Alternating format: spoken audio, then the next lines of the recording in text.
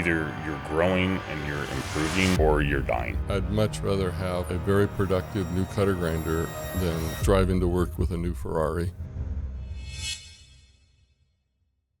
Like 25 years now since we first met each other and been working together. It's a long time. It means we're old. Yeah, well, that's true. But I was telling Jonathan earlier today, I was trying to, think when was the first time I was over there. Was not your original building. I know you had another facility before then, or your father did, but on the one on Runway in Simi Valley. It was either the first or second time I was there. I think I was there back then with Jeff Nyman. That your father was in there. I don't think he was He was still doing some part-time work in there, and I met him and just thinking that, we're on the third generation in your business is very impressive, and it's not so typical anymore. I don't see so many businesses out there where it's still a continuing of family and you're into your third generation. That to me is, means a lot. It's very impressive. Yeah. Most people are impressed that we still like each other and get along. I didn't realize that part. Well, let me tell you why we like you, Martin. Martin sells us equipment, and but he's not your typical salesman in that he's a degreed engineer, and he's actually built some of the equipment that we had his own company building it that we purchase. So he knows the stuff. He knows it real well. And I've always admired Martin for that because so many times salesmen try to sell you something and they don't have a clue of how to run it, how to build it. They just repeat the same line that the marketing department does. And I think that's a plus for Martin.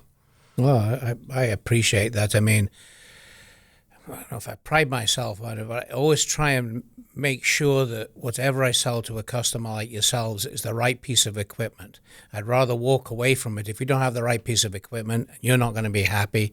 We're not going to have a long-term relationship because you won't trust me anymore. Right. So, well, I will say that you've consistently pointed us towards good brands. The brands that you represent are, it's a good mix. Yeah.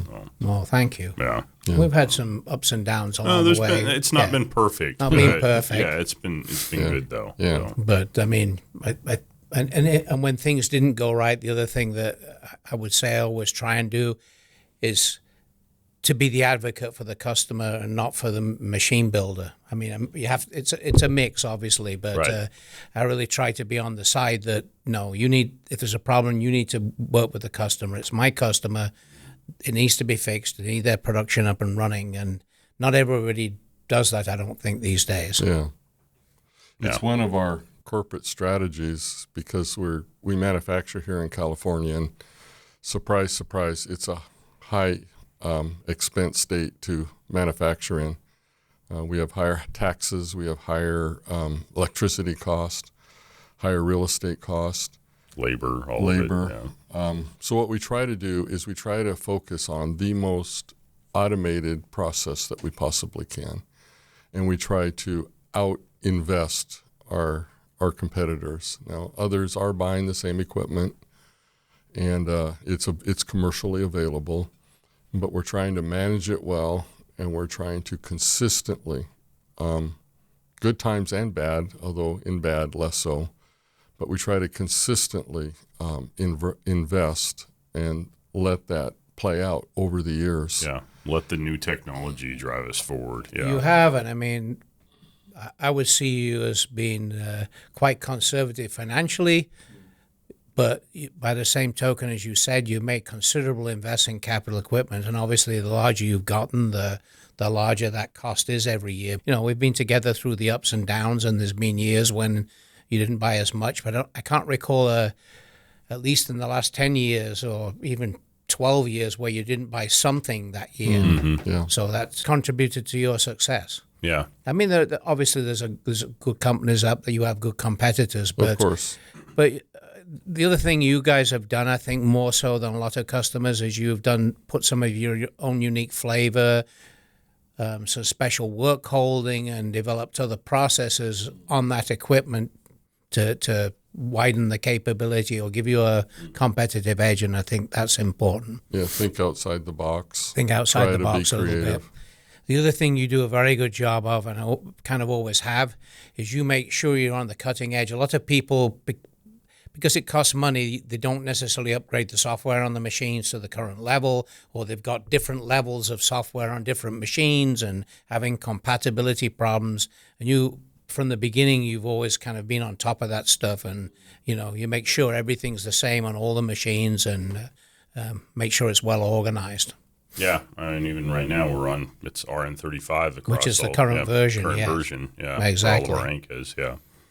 So, and I mean the other thing, I mean, and it's benefited me because you bought a lot of different things from me, but like even the workbenches next to the machines you've standardized on, and bought the Rousseau stuff, and have your wheel packs next to the machine. You're for me a really good job organizationally in how you lay your workflow out. And we've tried hard on that to make it an organized work area, because I remember when I was first an operator, going back 20 years, and it was less organized. It's been that long, 20 years. I remember you being pretty young.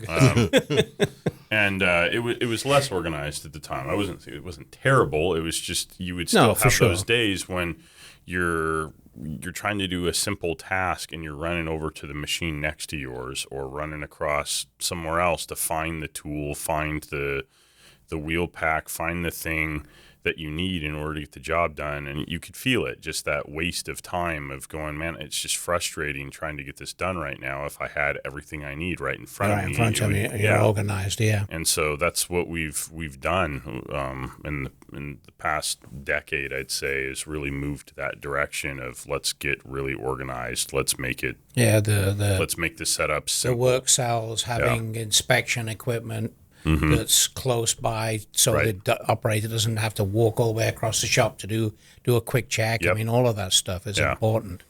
Yeah, it is. I'd say that, and that's going to involve too. I mean, there's more and more automation with that. With like Anchor have the AIM system, but it also takes a lot of planning in order to do that. But it's evolving all the time. Yeah, it is. And you guys are staying on top of that curve. I feel where you haven't let yourself.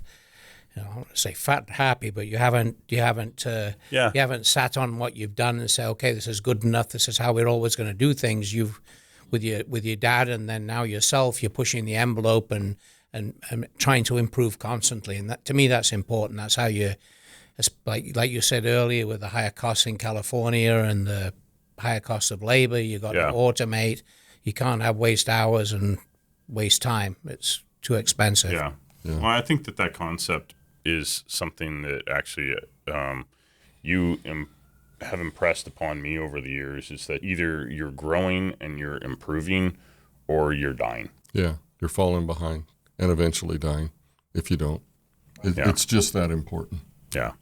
And the other thing is values.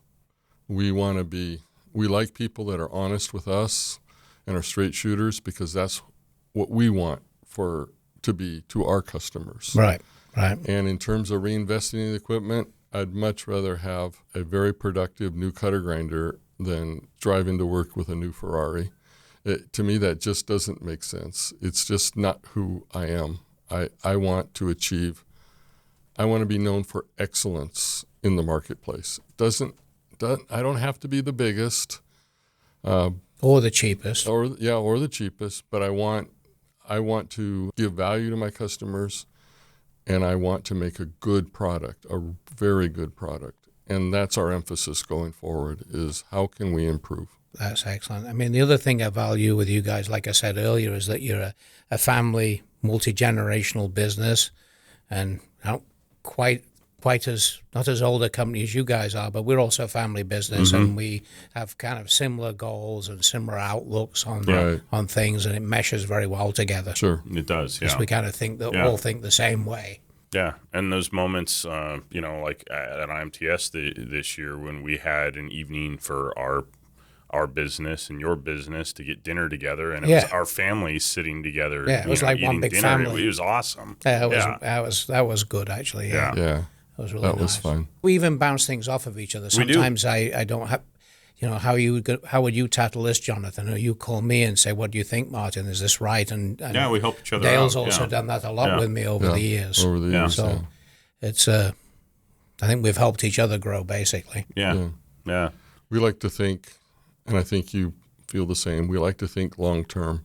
Yeah. It's because of being, of course, a privately held company and not part of a big group that wants to buy us, but we always say no. By being that privately held, small, family-owned business, we don't have to worry about this particular year being the highest in profits or how to maximize that just for this year. And that's why we constantly reinvest, and we try to say, where do we want to be 2 years from now, 3 years from now, 5 years from now? It's part of that process. Yeah. Sure. Because you're trying to improve. The market's changing. There's a lot more sales through internet sales and online stores and online marketing. It's becoming a different world.